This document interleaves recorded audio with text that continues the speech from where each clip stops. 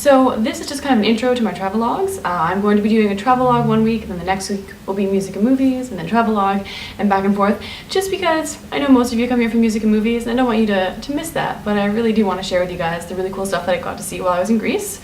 So here is part one. I hope you guys enjoy, and next week I'll be back with more music and movies for you.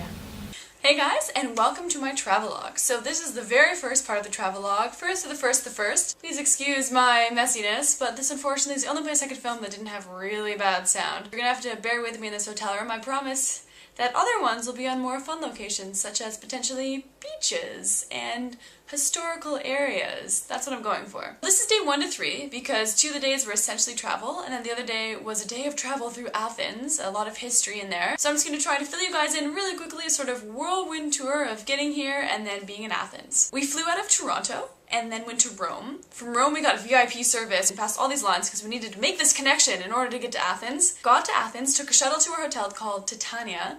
Look at how beautiful it is. Oh my gosh, it's gorgeous. And we happen to have a little balcony. We had a couple beverages out there today, as you can see. My sister and I having a great time, having some Heineken, having some red wine. What's up? On day 2, we just went and got some food. We got these amazing stuffed tomatoes. Holy jumblies. And the best tzatziki of my life down in the Plaka, which is a place that has tons and tons of restaurants and lots of essentially touristy places, I would say. Lots of clothing and flea markets and that type of situation. Also, this place that you can get fresh coconut juice and these coconut sticks. Oh man, the coconut sticks are amazing! I want to get a whole bunch of those. I got a little package of them to bring home for friends. On day 3, which was today, we went on a tour to go to the Acropolis, which is the highest point in the city. Apparently no buildings are allowed to be higher than the Acropolis because everyone has to be able to see the Acropolis from the top of the building. And I went to the roof of our building this evening and took a picture. Voila.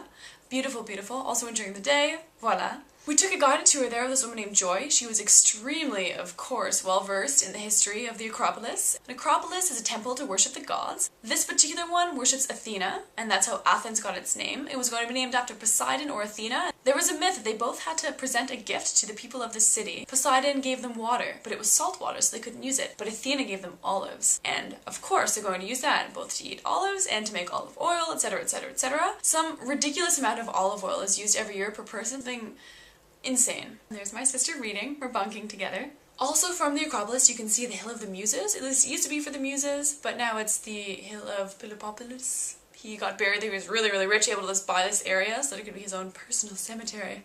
Ooh, extra. There's also an Odeon right there, and that was similar to a theater, but normally it would be more musical things and dance and whatnot. They actually still use it. Even people nowadays have concerts there, like Elton John, Pavarotti, Liza Minnelli, all these ridiculous people still do concerts there. Apparently the sound is quite good, although back in the day it used to have a roof, however the roof is missing. But they always had a roof for things of music because they figured you couldn't understand music if you had dogs barking and other sounds happening, and there were these quiet instruments, so you had to have a roof to lock in this amazing sounds that you could fully grasp what you were hearing. At the top of the Acropolis, there were quite a few temples, but the 2 main ones, one is for Athena, who is, of course, why the city was named Athens, and then there's also Nike. Nike was a winged god for victory. She would fly over top of the battles and look at both sides and decide who would win. But the Athenians were very presumptuous and made a statue of her without her wings. This meant that they would always win, they figured. They were being very, very presumptuous. Of course, it ended up sort of backfiring. It didn't end up working out because the Spartans ended up winning eventually, but they tried.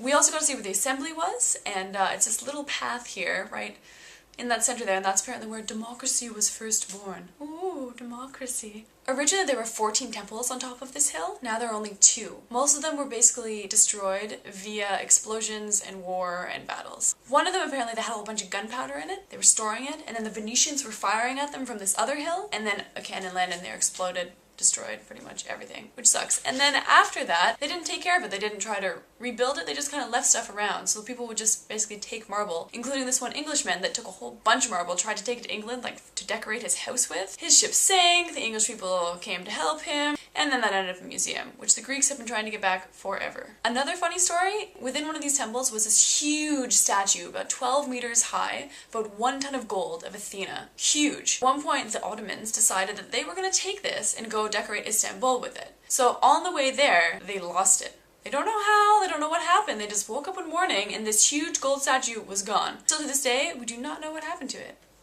Weird story. We also got to see the site of the first Olympics, the first modern Olympics. The first modern games were in 1895. Now they just use it about once a year for the Athens Marathon, as well as concerts. We also visited the new Acropolis Museum. Here you can see the outside of it, really cool roof as well. They, of course, while they were excavating, which happens pretty much everywhere in Athens, they were excavating and found ancient ruins. What they found was a neighborhood of ancient houses, very, very ancient, right beside a fortress that was old, but not quite as ancient as the first. So it really shows you how much the earth is changing and moving with this. But they uncovered all of it, and the museum has a lot of glass incorporated throughout it, especially on the floors, so you can see everything that they're excavating, which is really neat. Eventually they're going to have pathways throughout it.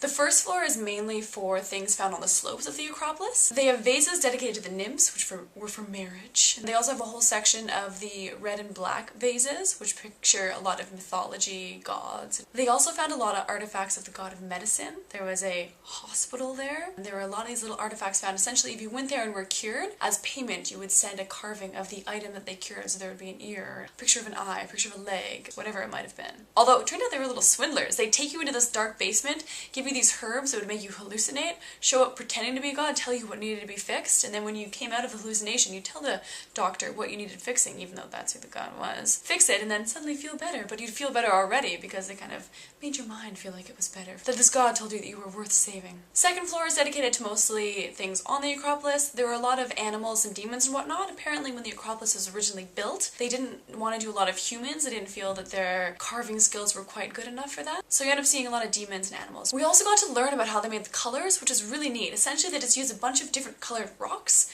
grind them up into a powder, and add some wax to them and paint them on it. But they use vivid colors: blues, yellows, greens, golds. Carbon would be black, for instance. Malachite would be green. Cinnabar would be red, etc., etc. They had a whole plethora of things set up to show you this. Of course, you weren't allowed to take any pictures in the museum, so you're just going to have to take my word for this. On the third floor, they essentially have everything they were sent from England that were the copies of the marble that they were supposed to be getting. The English apparently said, if you build a good enough museum, a modern enough museum, we'll send you everything that we have of yours. And they send them very, very nice copies of everything. So they were not impressed, but that's what they have to show, and they have tons of mythology on them. After that, we went to the Roman Agra, followed by the ancient Agra. It was getting extremely hot by this point. It was about 2 in the afternoon, and the sun was just being relentless. So we quickly checked out a few things. Here are a few pictures. Yes, beautiful, beautiful. Oh, secret pathway. Yes, great sculpture, amazing face.